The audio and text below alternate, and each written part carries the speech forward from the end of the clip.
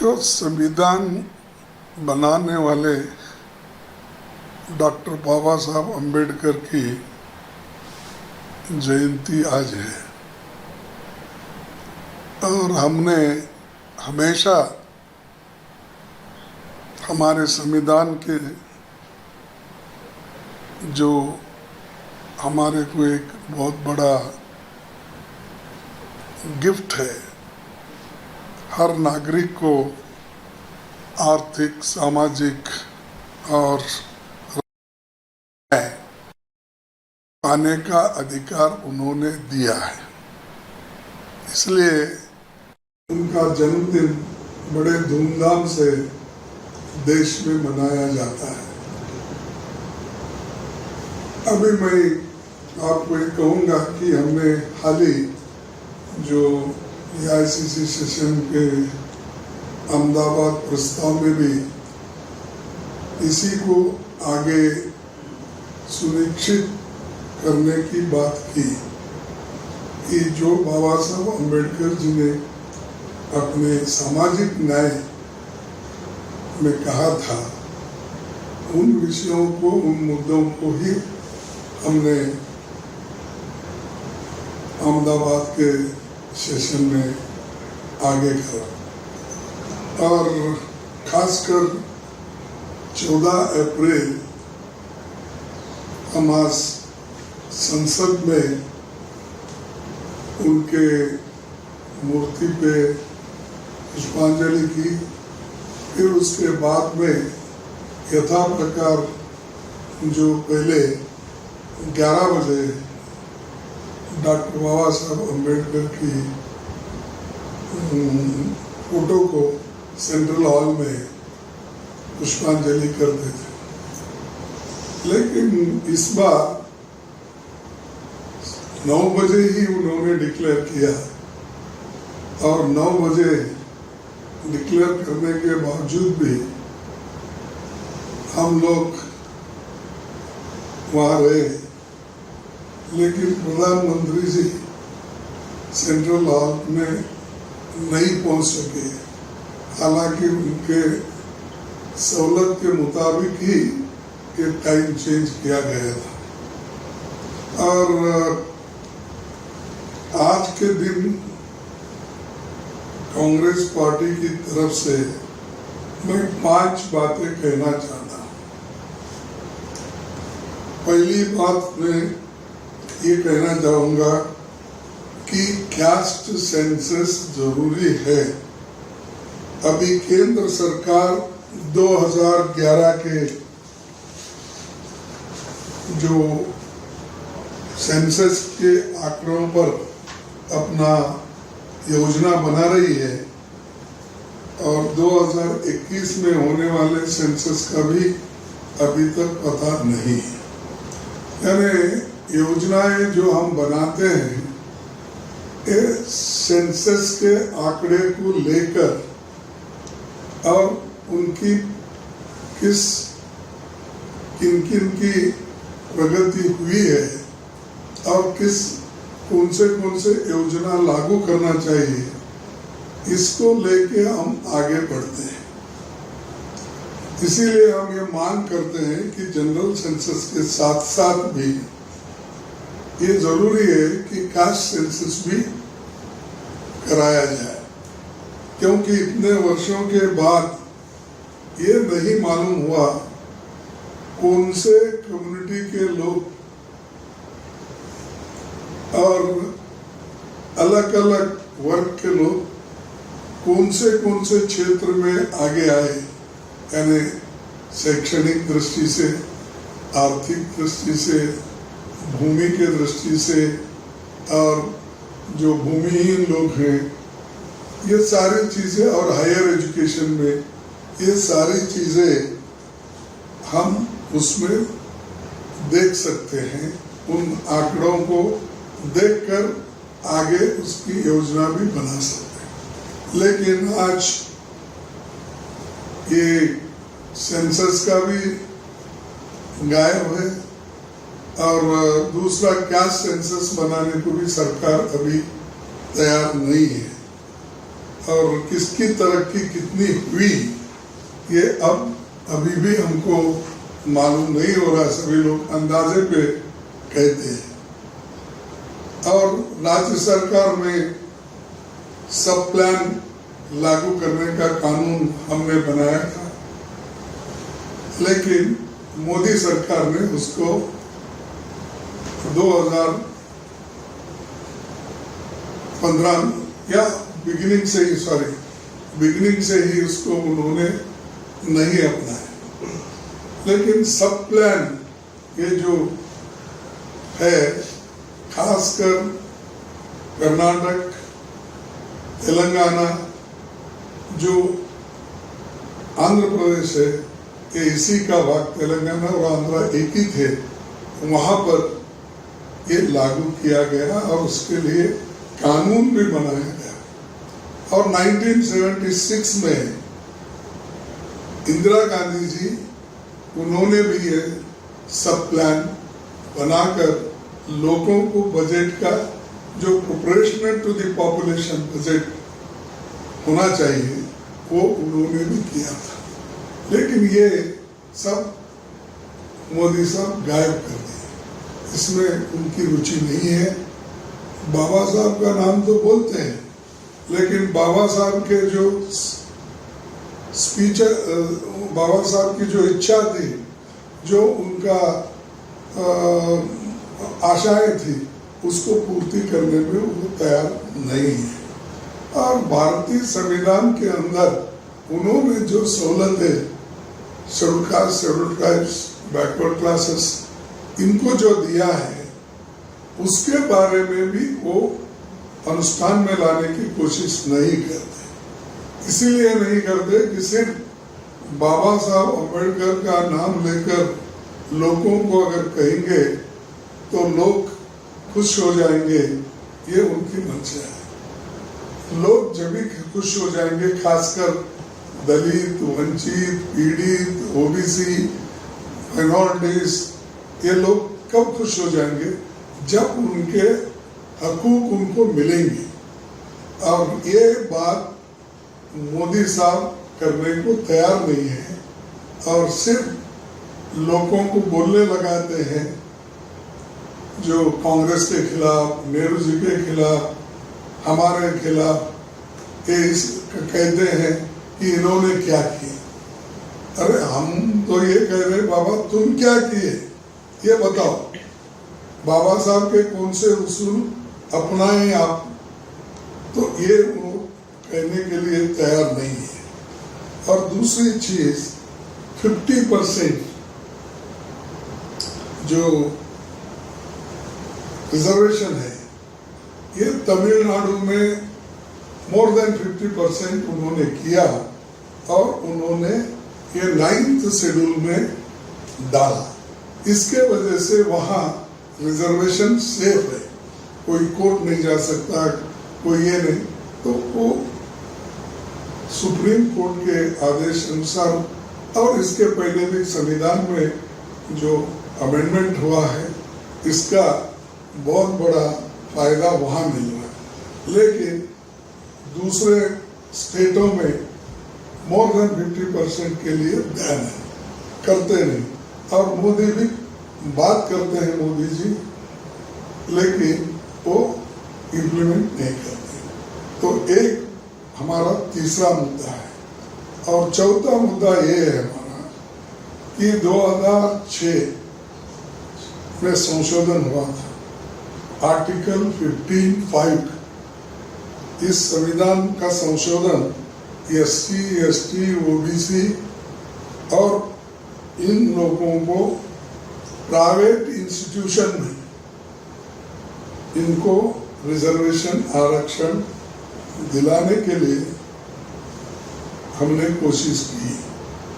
लेकिन और supreme court ने भी ये कहा कि 2014 में ये कानून उन्होंने अपहेल्ड किया। जो कानून ये लोग कहते हैं उसके लिए कोशिश नहीं करते हैं कि ये लोग तो कभी भी अपना जो आर्टिकल 15(5) में जो संशोधन हुआ था प्राइवेट कॉलेजेस में, प्राइवेट इंस्टीट्यूशन में तो इन SC/ST लोगों को, OBC लोगों को रिजर्वेशन देना था, उन्होंने नहीं दिया। और खासकर 55% हायर एजुकेशन इंस्टीट्यूशन जो प्राइवेट के लोगों के हाथों में है, उसका लाभ हमको मिल रहा नहीं। हमारे बच्चे कहाँ पढ़ेंगे, कैसा हायर एजुकेशन में वो आगे आएंगे, ये बहुत बड़ा प्रश्न हमारे सामने है। लेकिन इस प्रश्नों को सुलझाने के बजाय, इस समस्या को सुलझाने के बजाय वो इसमें रुचि नहीं रखते कि वो कभी भी इस बात इधर ध्यान नहीं रखे। ये इससे भी बहुत बड़ा नुकसान ये वीकर सेक्शंस में हो रहा है। बाबा साहब अम्बेडकर जी को उस जमाने में बड़ौदा महाराज ने हायर एजुकेशन के लिए स्कॉलरशिप दे के भेजे, लेकिन आज़ादी के बाद इतना बड़ा गवर्नमेंट हमारा है कि कितने लाख, हमारे लाखों करोड़ों रुपए का बजट है, इतना बड़ा रहते हुए भी हायर एजुकेशन में ये अच्छी शिक्षण देने के लिए मोदी जी तैयार नहीं है और उनका बजट भी काट रहे हैं। शिक्षण क्षेत्र में ज्यादा बजट देने के बजाय 250 बजट भी काट रहे हैं और उसमें SC/ST का तो और भी कम हो गया है। तो इससे ये मालूम होता है कि उनको शिक्षण में भी रुचि नहीं है। लेकिन बाबा साहब अम्बेडकर का सबसे ज्यादा रुचि जिसमें थी वो शिक्षण। उसीलिए वो हमेशा कहते थे पहले अपने बच्चों को पढ़ाओ। आप, उनका कहना है कि कोई गरीब भी आदमी जाता है तो उनको ये कहते थे अपने बच्चों को इतना पढ़ाओ, इतना पढ़ाओ, इतना पढ़ाओ, दुनिया तुमसे डरी, यानी आपके विद्वत्ता को देखता दुनिया तुमसे डरी, इतना पढ़ाओ, ये उनका कहना था। लेकिन यहाँ जो उनकी इच्छा थी वो पूर्ति नहीं करते, लेकिन बातें बहुत करते हैं। इसके बाद पांचवा जो हमारा मुद्दा है, ये सब 5 मुद्दे हमने अहमदाबाद सेशन में रखा था और इसके लिए हम कोशिश करने का वहाँ पर शपथ भी लिया और ये सारी चीजें हम आगे लागू करने के लिए लड़ते रहे। 2 साल पहले जब महिला आरक्षण बिल पारित हुआ तब कांग्रेस पार्टी की मांग थी ये अधिनियम फौरन लागू होना चाहिए, लेकिन इसके साथ साथ हम ये चाहते थे कि जब महिला आरक्षण लागू होगा उसमें SC/ST OBC के महिलाओं को भी उस रिजर्वेशन के तहत जगह मिलनी चाहिए।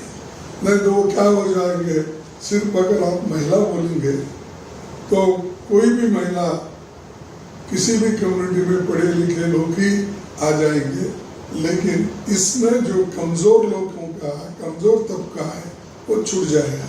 इसीलिए हम ये चाहते थे, हमारा कहना ये है कि ये जो महिलाओं को अधिकार देते वक्त और ये जो आरक्षण बिल है इसमें इन सब महिलाओं को, इस सब कैटेगरी के महिलाओं को शामिल करना चाहिए।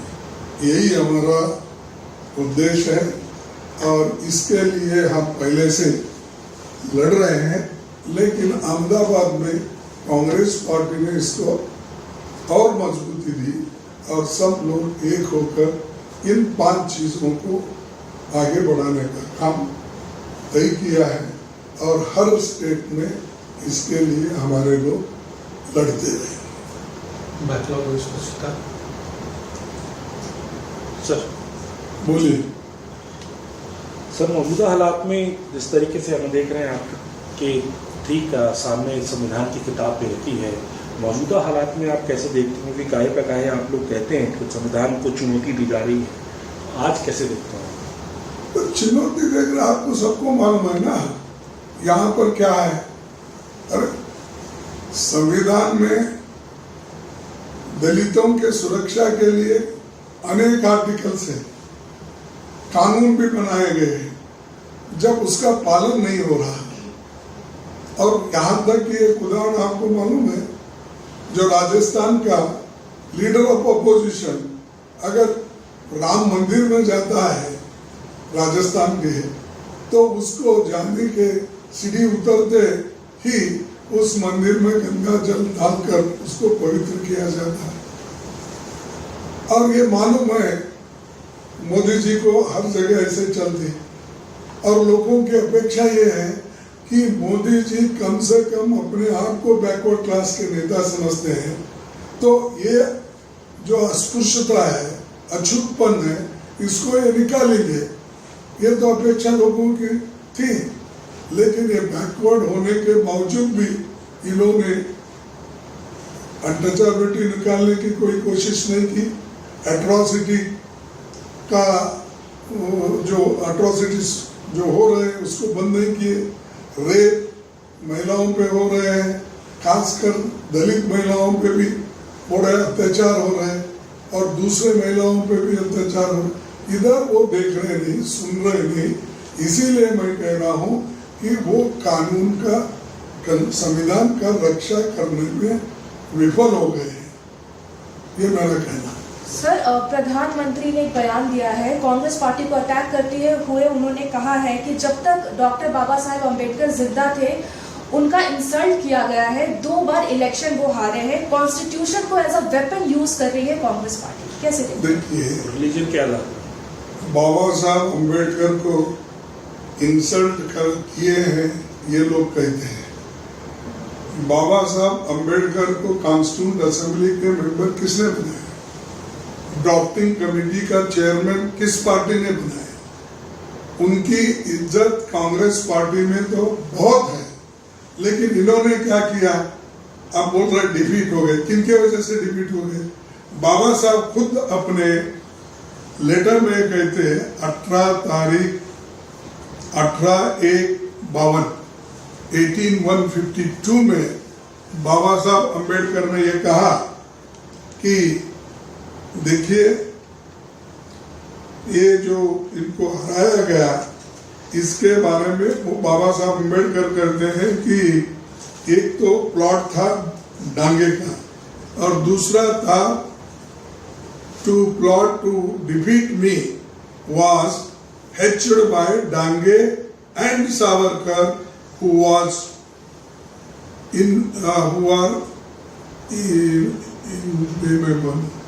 by my, यानी बाबा साहब अम्बेडकर खुद कहते हैं कि मुझे हराने में डांगे और सावरकर का हाथ था, और अपने दोस्त को उन्होंने लिखा है कि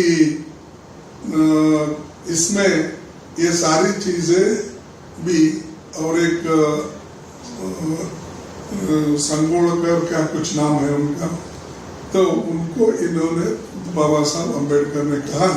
तो इसमें ये तो हराने वाले लोग हैं हिंदू महासभा और कम्युनिस्ट पार्टी के डांगे, तो वो क्या चाहते थे कि दोनों मिलके जनरल सीट आए और रिजर्व सीट में बाबा साहब हारे।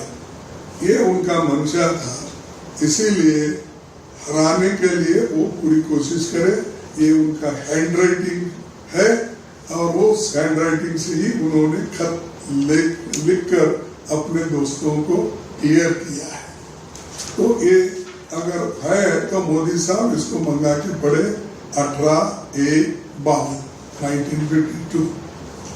तो उसके बाद में इसके अलावा भी उन्होंने ये भी की कि इस इलेक्शन में मुझे सोशलिस्ट पार्टी ने तो मदद की, लेकिन उनका ज़्यादा असर देहातों में नहीं था, तो ओनली जो सिटीज में उधर इधर था वो वोट मुझे मिले, लेकिन मुझे दूसरे पार्टी। तो ये कहने का मेरा मकसद ये है, मेरा कहने का ये मकसद है कि जो व्यक्ति खुद ये कहता है और ये चुनाव के लिए अंबेडकर को अपमान कर रहे हैं। अरे इनकी फोटो, बाबा साहब अंबेडकर की फोटो उनके दफ्तर में कभी नहीं लगाई गई थी। उन्होंने बनाया हुआ संविधान को ये लोग जलाए रामलीला मैदान में, नेहरू जी का फोटो जलाए, महात्मा गांधी का जलाए जब संविधान बनी।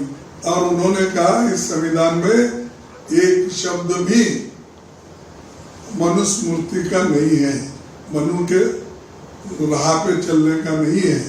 तो उन्होंने खुद कहा और जलाए। ऐसे लोग बाबा साहब के बारे में बात करते हैं और उनके चेले हैं जो लोग उस वक्त जलाए हैं, उनके चेले मोदी साहब और उनके दोस्त हैं। तो हमको ये मत सिखाइए लोगों को, आप बेवकूफ मत बनाइए। लोग बेवकूफ नहीं, आज होशियार है, सब पढ़े लिखे लोग हैं और अलग अलग पार्टी जब लड़ती है उस पार्टी के अनुसार चुनाव होता है।